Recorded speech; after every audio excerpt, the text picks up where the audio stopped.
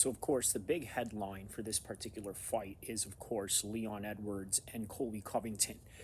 And I'm going to get to the kicks and punches about that. But obviously, the one fight that a lot of people are sort of overlooking is the Pantoja versus Brendan Royval fight.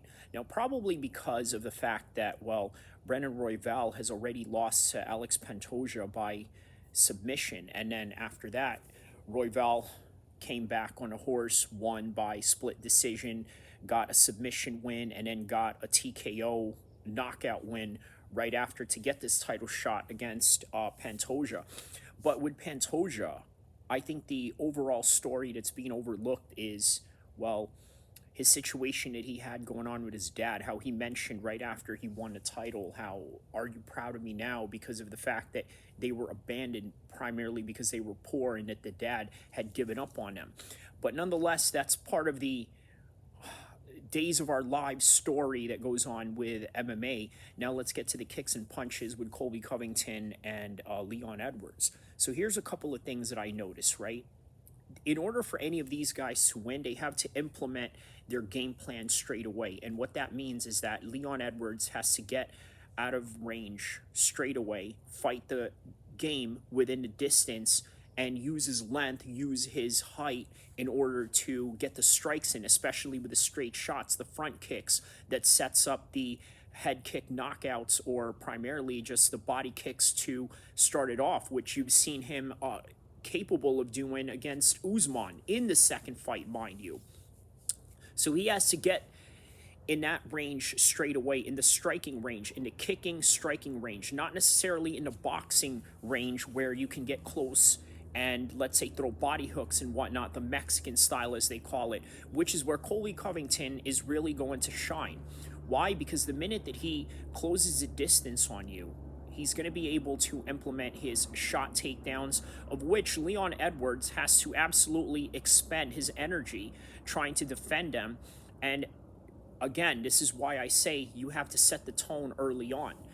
And that's what Colby Covington is going to set to do. He's not going to play the range game because it wouldn't be smart. Leon Edwards has that particular game intact. What he has to do is use those short punches, short jabs that he does in order to somehow close the distance between him and Leon. So the minute that he's able to close the distance, I think is where Colby Covington is going to be able to shine with his wrestling, but it's also where he's going to be able to shine with his striking. Because one of the things that Leon Edwards is going to shine in this particular fight is within the range, within the distance.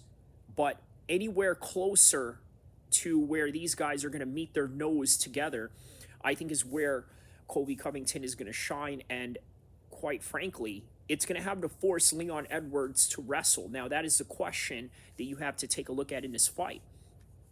Did Leon Edwards work enough on his wrestling in order for him to mitigate any type of danger that, let's say, Colby Covington is going to present to him? That answer is going to be answered at the night of the fights. It's not going to be answered during camp because we don't know what Leon Edwards did during the camp. We can assume that he only worked on his striking because it's primarily all that you see in most of his videos is guys holding pads for him, but you don't really see a lot of grappling aspect. Of course, not other than the Rio interview that he did with the soccer star, where he visited his gym and he sort of demonstrated some grappling and whatnot, grappling exchanges. But you don't normally see Leon Edwards do any grappling on camera. Now, I don't know if that's on purpose. I don't know if that's a strategic thing or that's indicative of anything that he has going on in his camp. But let's just assume the best, that he is working on his wrestling, right? He is more than capable of counter wrestling Colby Covington. And for the reasons being that, well, you've seen it with Usman. He was able to trip him down and mount him in the first championship fight that they had going on, their part 2 rematch, which was a championship fight that concluded to their third rematch, which was a championship fight that Leon Edwards had won by distance. Now, why is that significant? Well, because I got to tell you, I don't see these guys finishing each other, and Leon Edwards has had a lot of decisions in his career. So has Colby Covington. Both of these guys have gone through 5 rounds. They're going to set a certain pace that's going to allow them to live within those rounds. And what do I mean by that? Meaning that they're going to continuously try to mitigate danger through the wrestling, through the range, through their proficiency in their strikes. And I think that that's going to lead to a decision. The question is, who's going to take that decision and who's going to win? Take a look at some of my past videos to find out what my official prediction was on that. This right here is just the overall picture of what you're going to have to try to notice that's going to happen in this fight. All the pace that is needed for one side or the other to implement their game plan. So recap on this. Colby Covington needs to close the range, close the distance in order for him to get the wrestling game intact. And by the way, he has a fast pace. He can do it. He can do it multiple times, which, by the way, is going to expend the energy of Leon Edwards, which brings us to the question, to the recap number 2 of Leon Edwards. Has he worked enough on his wrestling?